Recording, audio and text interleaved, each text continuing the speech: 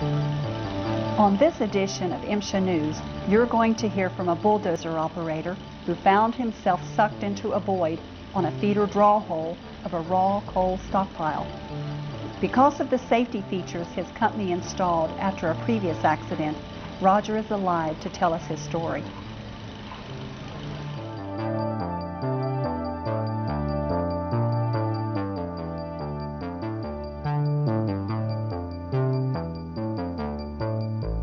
The piles were way up big, and was probably somewhere in the area of about 15 to 20 foot from the top of the truck down. Where the trucks were coming in and dumping, and the feeders weren't opening. One of them opened, number 3 feeder opened. So I was basically taking the coal from what the trucks were dumping and pushing it to the number 3 feeder, and more or less trying to keep the truck drivers happy, keep them moving, and keep a little bit of coal coming to the plant. And I'd clean as much as I could away from the wall, and then I'd go back at digging at the number 4 feeder, trying to open it up. Really, there was more coal coming in than I could get rid of in one feeder, so it piled up on me pretty good. So I started cutting towards, cutting the pile away from the wall again towards the number 3 feeder, because it was getting in my way of digging out the number 4. And the number 4 feeder had rat holed out, and I just had pushed up to the number 3 feeder and went to reverse, and when I started to move backwards, a big cloud of dust started rolling, and the dozer turned to the side, went into the feeder on its side. I guess the blade or whatever, something let the dozer turn back around to where it was just sitting on its tail like that. And after the dust cleared, I had about maybe 2 foot of window that I could still see out of. And when I looked out, it was like I was in a jug. Everything was just over top of the dozer, and I was looking out through a hole. So I just stayed where I was at. I started hollering at the control room operator and told him to shut the feeders off on the FM radio. I grabbed hold of the seat and pulled it forward as far as I could get it. I turned around backwards, put my back up against the window, and pulled the pin on the self-rescuer door and dropped it out. Got it. I'd shut the dozer off, other than I left the air conditioning fan running. So if there was any air around the machine, I could draw off of it rather than just worrying about the rescuer. And basically, just sit there. I think they said I was in there for like an hour and 45 minutes. I was in my office and was informed by the plant foreman. We immediately got in a pickup truck and came to the stockpile on top where we could see what was going on. We got to the top and looked down. We could see the void in the pile, and we could see the blade of the dozer about 5 or 6 feet below the surface of the coal. We were able to communicate with the operator. We could talk to him, and he told us he was okay. He could see light, and we told him what we were going to do. We called the loadout and got 2 more dozers up to the pile, and we immediately began moving the coal away from him. And when we started moving the coal away, the pile started breaking, and it covered the dozer at that time to where he couldn't see. So he had his self-rescuer out and had it ready. Nothing really fell in until I could feel the other dozer. He'd started coming in on the pile, and when he did it, everything jarred loose, and finally it covered the dozer up. Almost positive that I could keep what was going to come through that window out. And if I stayed where I was at, that the cab of the dozer wasn't going to fill up with coal. When I first went in, I still had about that much window. And as this thing's progressed, the window was getting slowly but surely covered up, and then finally it was the window covered up, and then I felt the pile give, and you feel the dozer move. It was just kind of a thud, and then I knew that the rest of the pile had come in on top of it. With communication, I could talk to Roger all the time. while I was climbing on the pall. The time I got to where he was at to the top, then I was above him, so I could look down and see the blade and part of the cab. And then I talked to him, and she started digging him out.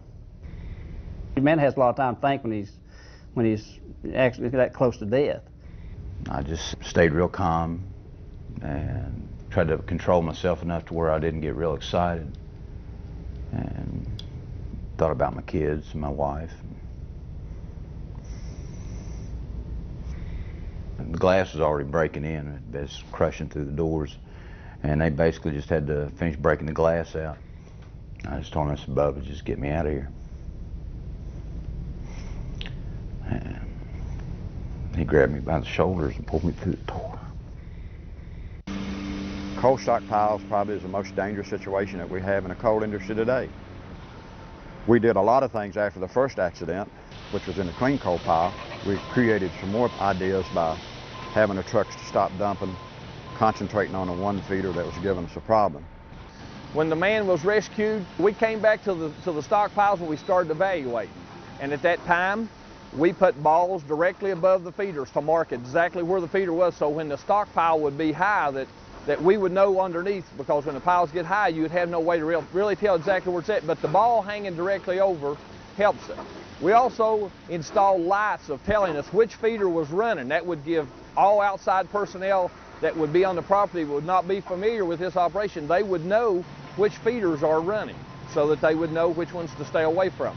Also, we went inside our tunnels at the feeder where the draw holes inside. We placed switches that would automatically cut the feeder off if the coal would quit feeding down. If it would go empty, that would be plugged off, so we would know it was blocked. It would automatically shut the feeder off. We put cameras on the stockpile so we could monitor the dozers.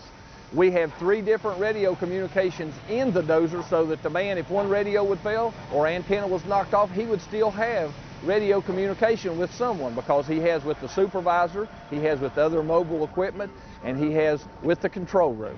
So that gives him the communication to be able to get a hold of someone. Each dozer on the job, we have a self-rescuer that is located in a compartment directly above the operator's head so that he doesn't have to look for it. Pulls it down, there's a flashlight, and the self-rescuer is located in a compartment where it's easy access to the operator of the equipment. It's part of the operator's job each day when he checks his equipment out. He has a pre-op checklist. He also checks to make sure that this hasn't been tampered with, hasn't been opened, hasn't been used, so that way he knows that it's in good shape. He has a pin flashlight kept in there so that he'll have light in case of darkness. Some of the operators even go as far enough to go ahead and even store extra sets of batteries for the flashlight to have it. This is in each piece of equipment that we have to assure that the operator will have this self-rescuer to be able to use. We added extra glass into the dozer. We got a special glass that's made bigger than the opening that's supposed to be. It won't cave in, but you can kick it out if you're fouled in the dozer. In the event that you have stockpiles get large, you have weather changes, you have dozers working, and you're not running a pile, but you have to push the coal, then you are going to get feeders that will be plugged up, and you have to go back and open them. But the main concern is to be sure that we're safe when we do it and have every possible means of making sure that we don't get someone hurt or get someone in a feeder. You get into a situation like that, you kind of look at, what's going to help me survive longer.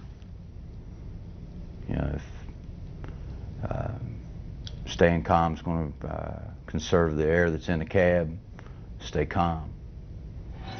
If you're on that stockpile and you see you're going down a hole, sit tight. Absolutely do not get out of that dozer.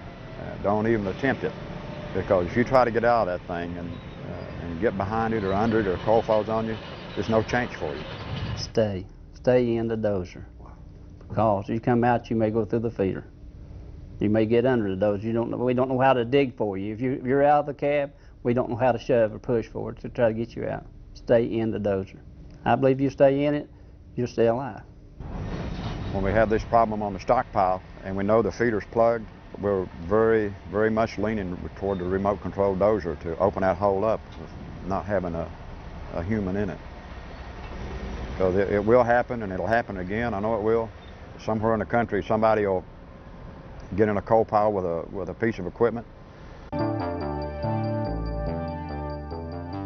In the last 10 years, there have been 4 fatalities involving bulldozers falling into surge piles.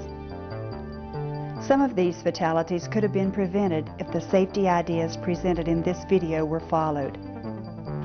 Charts can be used to indicate the stockpiled material's angle of draw and to suggest the safest working distance from the draw hole. Remember, the higher the surge pile, the larger the hidden void can be. Report unsafe and hazardous working conditions and share safe working ideas with your supervisor and coworkers to help eliminate surge pile fatalities.